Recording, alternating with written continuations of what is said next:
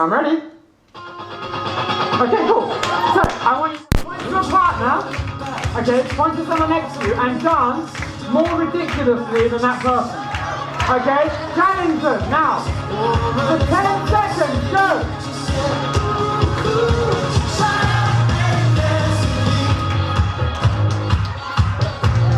10, 9, more ridiculous!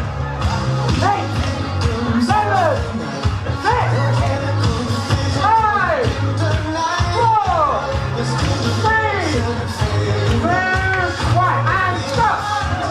Okay, and everyone sit down. Whoa, I'm coming out of this. I saw some weird guys.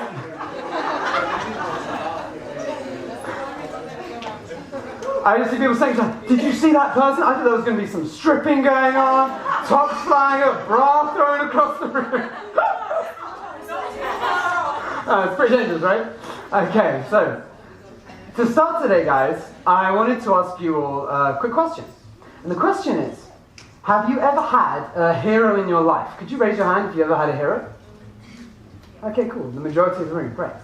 And could you raise your hand again if you've ever met that hero? Okay, can we give these guys a round of applause? They've met their hero. I too got a chance to meet my hero. And you know when you're feeling so excited to meet someone? You know when you start, you're like, oh my God, it's happening. Oh my God. You feel really, really excited. And my hero's like this high. I couldn't believe it. Okay, I had to use this arm, that's quite awkward. That's okay. And I was so excited to meet him. And I got to sit down with him for lunch. And you know when you just can't stop asking questions?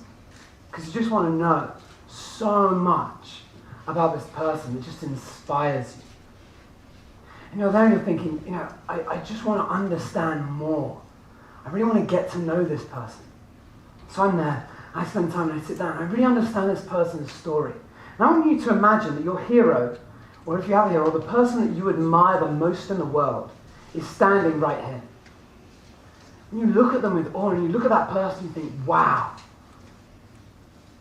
And for me, after that meeting, I'm there and I'm like, wow, what an amazing opportunity I had to meet that person. It's so rare.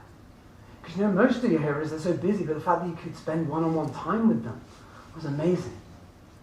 So it gets to less than 24 hours later after meeting that hero, and I'm feeling like, wow, my life's amazing. And then something very strange happened. That hero just disappeared. Forever. And I had no idea that I was going to be one of the last people in the world to speak to that person. Because the truth is, that hero that I met, he was the most inspiring character ever. But what I didn't know was that he was feeling a little lost. And in life, sometimes you project things that are different from what was actually happening. What I found out is my hero's mind was lost. My hero committed suicide. Can you imagine if the person that you love most in the world, that hero, just disappeared like that, without you even knowing? And 2 weeks from that point, you'd have found me sitting on a bench. There was a beautiful blue sky outside. The birds are chirping, it's so sunny. But that was in complete contrast to what was going on inside of me.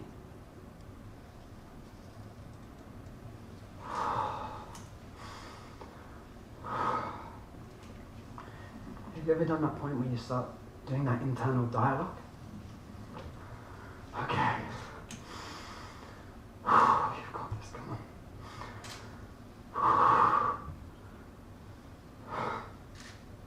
Why me? Why do I have to do this?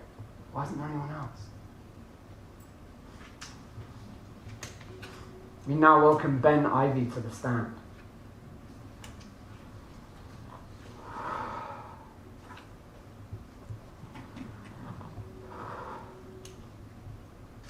And I look out into a sea of faces, all sitting with tears in their eyes, looking up at me, hoping that there's something that I can say to shed some light on the situation.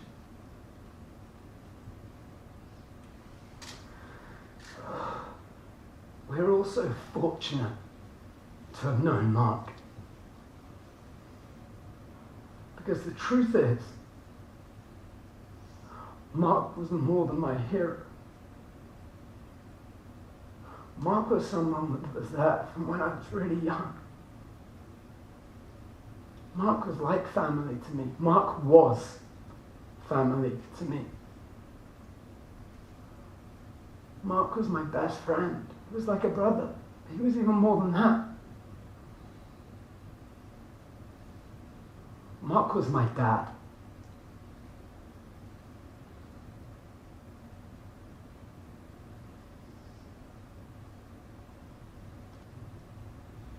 And to think, only 2 weeks earlier, I'd seen him walk out of a toilet with toilet paper wrapped around his head, pretending to be the invisible man. A man whose laugh was so loud that it was like an earthquake. Can you imagine what that does to your life? I mean, I quit my business that I had in Silicon Valley, and I started to go on a search to really understand what it is that drives people. Why is it that people do what they do? So I started to go to all these events that you guys know about. Millionaire Mind Intensive, Power to Achieve, Unleash the Power Within. I started learning all these tools. Could you raise your hand if you ever learned of NLP? Yeah? Okay, most of us here, yeah. I got very good at NLP. I was learning from the best in China. I started teaching and training other people in NLP. But you know, sometimes you get really good at the techniques and you don't really know exactly what you're doing, because what was happening was this. We speak about conditioning, and there's good conditioning and there's bad conditioning. So what was happening for me was this. I didn't want to feel no pain anymore. And there are people here, and there are people that you know that can get to this stage. What they do is they dip in between neutral and happiness. Okay? Because what will happen, if anything bad happens, you block it, and you reframe it, and you change it so quickly that other people don't even know and don't understand, so you wouldn't ever feel pain down here. But then an issue arises. An issue arises, if you block this, you also block this. Because there's only so much happiness that you can feel if you're blocking all these other emotions. So then I got to a stage where I started moving forward in a different way, where I started opening myself up, being vulnerable. I started doing all the pain and started moving forward on my journey, being pushed out of my comfort zone, all these silly events where people high-five and hug and massage and shit. Weird as hell.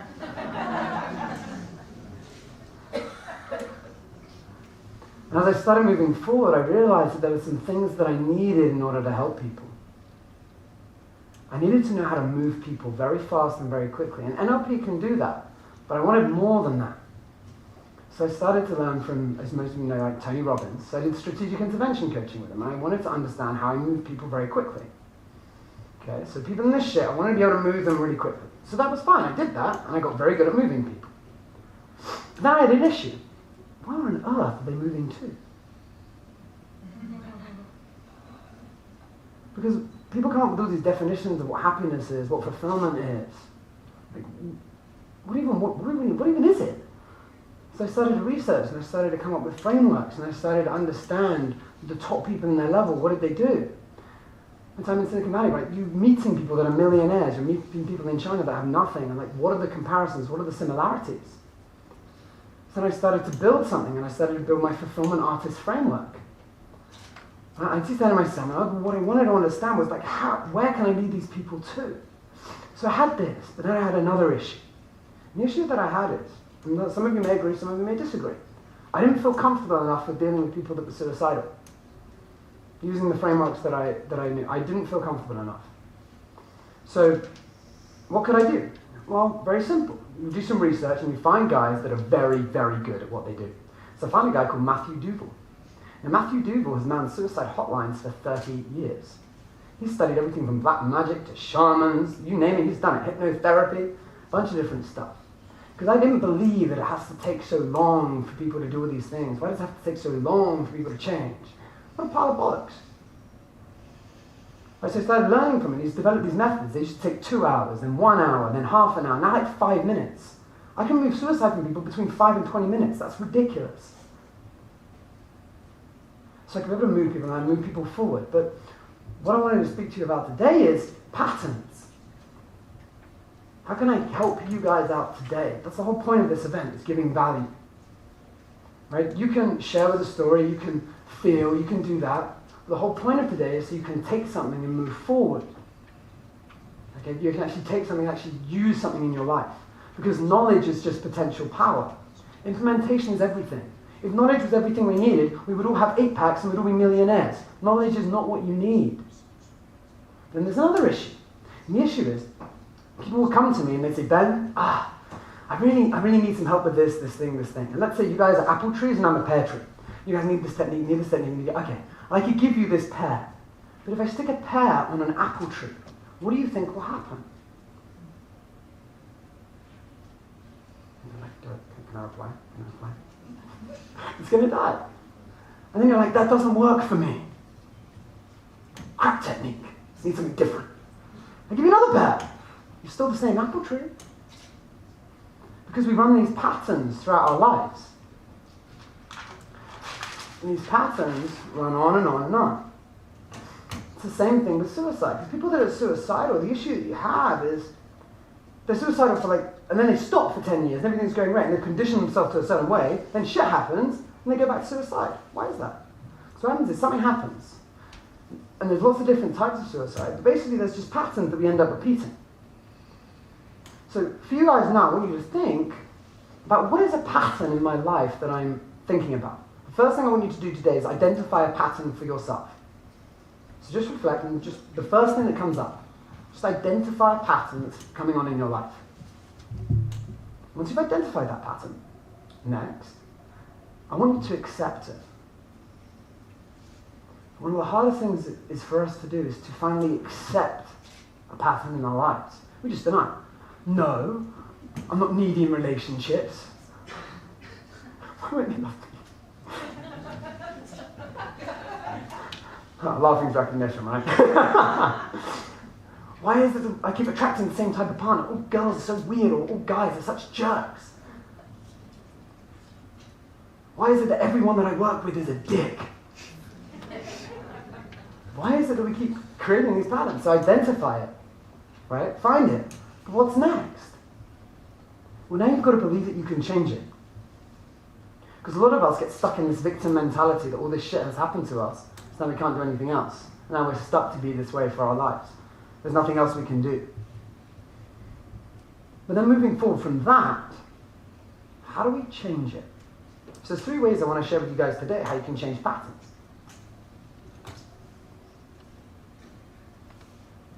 So the first one.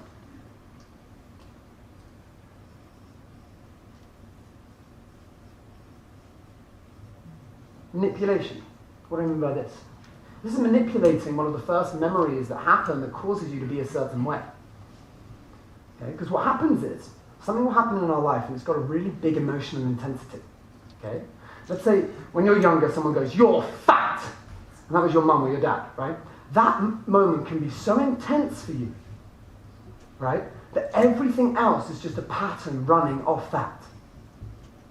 So what do? You need to be able to manipulate that memory, because when that intensity drops, everything else drops as well. The hardest thing to do is identifying it. And I know, because I work with some people that are suicidal. Right? I have clients that are suicidal. And finding that memory, you've got to be like Sherlock Holmes. And you've got to be your own Sherlock Holmes to be able to find that. There's another one you can do.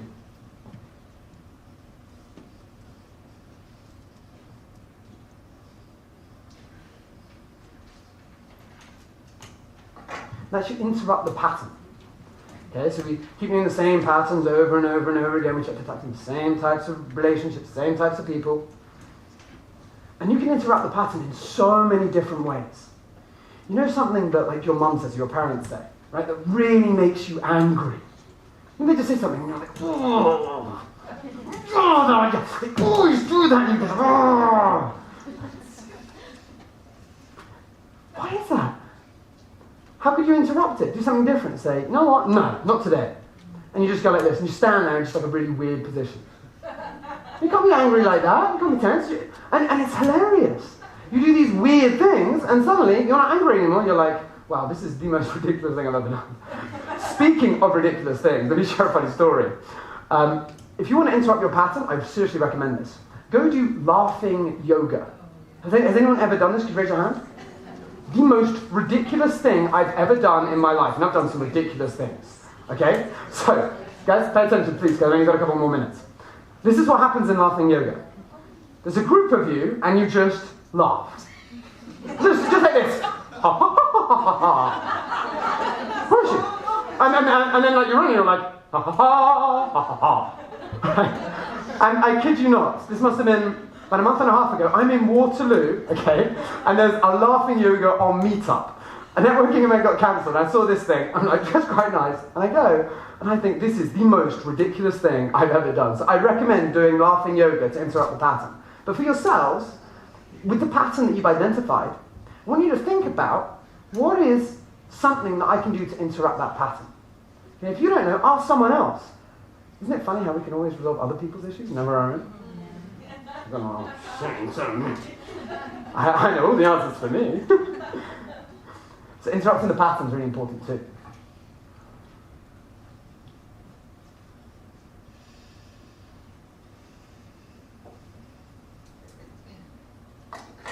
Next is you could change the meaning. Changing the meaning is really important because you know things like everything in life is the meaning that we give it. But often in these emotionally intense things that happen, there's a certain underlying meaning that never really gets addressed. And we do all these different things, but unless you can go to the other side, change that meaning, then something very different will happen. So what I really recommend you doing is if you guys want to take something from today, you genuinely want to start implementing change, instead of just being a seminar junkie that just knows a bunch of stuff and doesn't do anything with it. And I know because I've done that before. I started reading books, I made a book review document. You name a book, I can tell you everything about it. Wouldn't really do much for me though. Implementation is really key. And if there's one thing that I could leave you with today, it's this. Intelligent people know others. Enlightened people know themselves. So as you go about today, just think about how can I apply this to me? How can I apply this to my life? Because you're here for you, and I want you to live an absolutely incredible life. So with that, I want to say thank you so much for your time, and I'll speak to you very